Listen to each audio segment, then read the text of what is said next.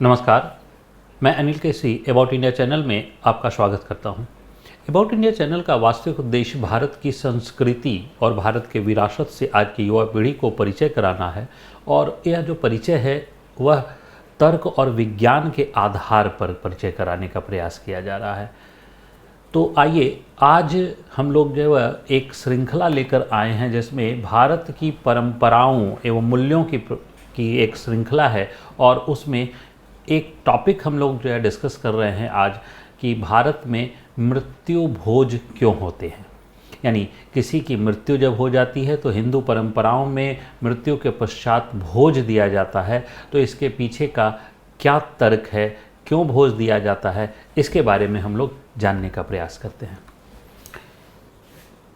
तो देखिए क्या है कि हिंदू परंपरा कहती है कि जब भी किसी की मृत्यु जो है वह हो जाती है तो मृत्यु के पश्चात 12वें दिन, जिसे ब्रह्म भोज भी कहा जाता है, तो 12वें दिन या 13वें दिवस को, तो किसी समाज में यानी अलग अलग क्षेत्र में किसी दिन 12वें दिवस को, किसी दिन 13वें दिवस को ब्राह्मणों के साथ जो है वह अन्य जो बंधु बांधव होते हैं उनको खाना खिलाया जाता है, भोजन कराया जाता है। इसी को हम लोग मृत्यु भोज कहते हैं। इसे ही हम लोग मृत्यु भोज का नाम जो है वह देते हैं। अब मुद्दा है कि जब मृत्यु हो गई है किसी की तो मृत्यु के बाद भोज क्यों? निश्चित है कि मृत्यु एक दुख का विषय है और दुख का विषय है तो दुख के बाद जो है वह किसी को जो दुखी है वह भोज क्यों दे? ये अपने आप में एक विचारणीय प्रश्न है। आइए जो है वह हम लोग जानने का प्रयास करते हैं। तो शास्त्रों की मान्यता है कि इस दिवस को सभी बंधु बांधव भोज के पूर्व, यानी जो भोज हो रहा है उस भोज के पूर्व भोजन की कुछ कुछ मात्रा निकालते हैं। और ये जो कुछ मात्रा निकालते हैं वह दरअसल मृत व्यक्ति की आत्मा को समर्पित होता है और शेष जो भोजन बचा हुआ है उस भोजन को प्रसाद स्वरूप ग्रहण करते हैं। यानी हर एक व्यक्ति थोड़ी थोड़ी मात्रा में भोजन निकालता है और वह मृत व्यक्ति की आत्मा के लिए है और शेष भोजन प्रसाद के रूप में ग्रहण होता है। यानी ध्यान से समझिए, शास्त्रों को क्या मान्यता है, यह प्रसाद है, प्रसाद के रूप में ग्रहण होता है।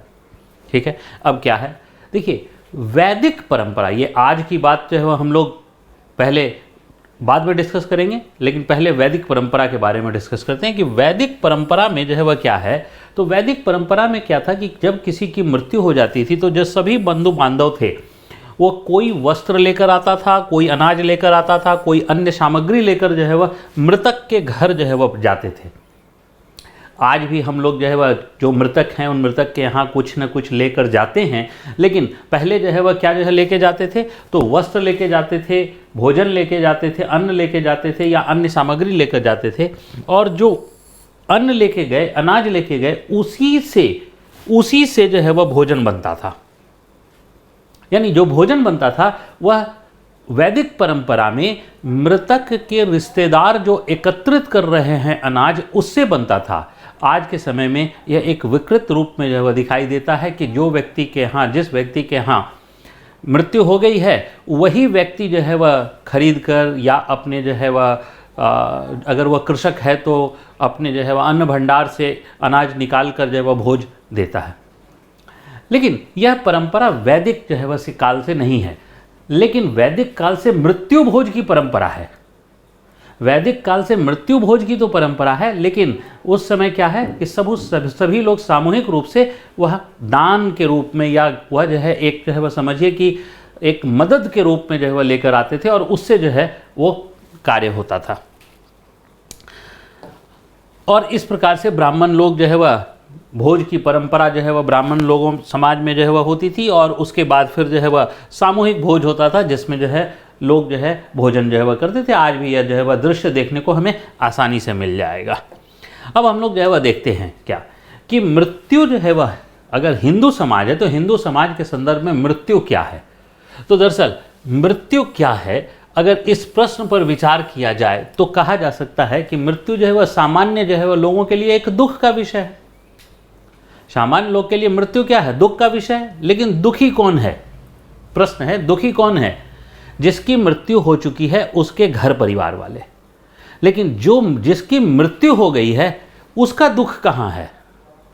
जिसकी मृत्यु हो चुकी उसको वो तो दुखी नहीं है, वह तो आत्मा, उसकी जो आत्मा है वह ईश्वर में विलीन हो चुकी, वह मोक्ष को प्राप्त कर चुका, और मोक्ष को प्राप्त कर चुका तो उसकी ईश्वर में आत्मा जो है वह विलीन हो चुकी है, उसके ईश्वर के चरणों में वह विलीन हो चुका है, और वो जीवन के मरण के चक्र से मुक्त हो चुका है, और इस धरती लोक के जितने भी मोह माया पाप पुण्य दुख सुख की जो भावनाएं हैं, इन सब से वो मुक्त होकर ईश्वर के चरणों में चला गया। अब सोचा जाए कि जिसकी मृत्यु हुई है उस व्यक्ति के लिए मृत्यु जो है वह क्या है, तो हमारे शास्त्र कहते हैं कि उस व्यक्ति के लिए मृत्यु एक उत्सव है, उस व्यक्ति के लिए मृत्यु एक उत्सव है।